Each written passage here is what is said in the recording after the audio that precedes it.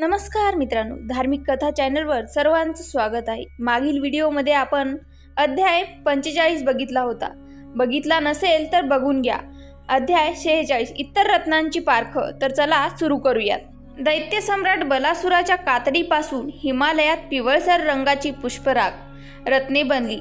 जर त्याचा वर्ण लालसर शेंदरी असला तर त्याला कोकटक म्हटले जाते। बलाच्या नखापासून कर्केतक मणी उत्पन्न झाले। हा मणी रोगाचा नाश तर करतोच, त्याशिवाय कलीचे दोष घालवून वंशविस्तार करणारा असतो। भीष्मक नावाच्या रत्नाची उत्पत्ती बलासुराच्या वीर्यातून हिमालयाच्या उत्तरेकडील भागात झाली आहे। हे रत्न धारण करणाऱ्यास वन्य श्रापदापासून भीती नसते। ते रत्न विषनाशक असून जर त्या रत्नाची अंगठी घालून श्राद्ध केले तर पितराची दीर्घकाळापर्यंत तृप्ती होते। बलाच्या बाहूपासून बनलेले पुलक मणी धारण करणाऱ्याच्या घरी धन धान्याची रेलचेल होते व मंगलकार्ये होत राहतात। बलाच्या इतर अवयापासून रुधिराक्ष रत्ने बनली, ती ऐश्वर्यदायक असतात। दैत्यराजाच्या चरबीतून कावेरीचा तीर, विंध्य पर्वत, तातार्त देश, चीन व नेपाळ या भागात स्फटिक बनले।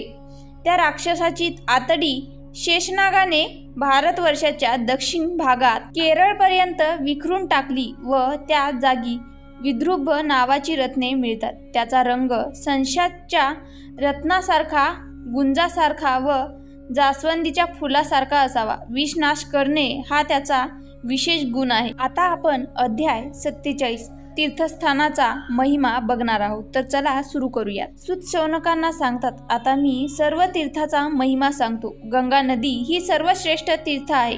ती जरी फार मोठ्या भूप्रदेशावरून वाहत जाते तरीही हरिद्वार, प्रयाग आणि गंगासागर या ठिकाणी तिचे महत्त्व काही वेगळेच आहे। प्रयाग हे मृतात्म्यांना मुक्ती व शांती देणारे फार मोठे तीर्थ आहे। या ठिकाणी जे स्नान करून पितरांकरिता श्राद्ध व पिंडदान करतात त्यांना इष्टफळ मिळते। वाराणसी हे सुद्धा श्रेष्ठ तीर्थ आहे। या क्षेत्रात हरी व हर या उभयताचा वास आहे।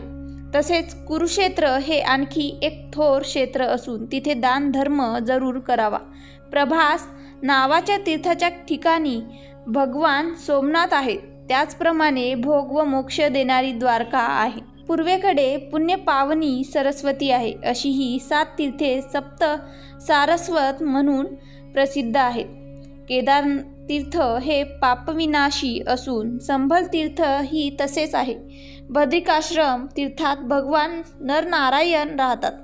ते क्षेत्र मुक्तिदायक आहे। या तीर्थातिरिक्त श्वेतद्वीप, मायापुरी, नैमिषारण्य, पुष्कर, अयोध्या, चित्रकूट, गोमती, वैनायक, रामगिरी, कांती तसेच तुंगभद्रा, श्रीशैलम, सेतुबंध, रामेश्वर, कार्तिकेय, भृगुतुंग, कामतीर्थ, अमरकंटक, उज्जैन, कुब्ज अशी तीर्थे आहेत। शिवाय कुब्जाम्रक, कालसर्पित, कामद, महाकेशी, कावेरी, चंद्रभागा, विपाशा, मथुरा, शोण अशी कित्येक महातीर्थे आहेत। या सर्व तीर्थाच्या ठिकाणी केलेले स्नान, दान वगैरे धर्मकृत्ये तसेच श्राद्धविधी हे अक्षय होतात।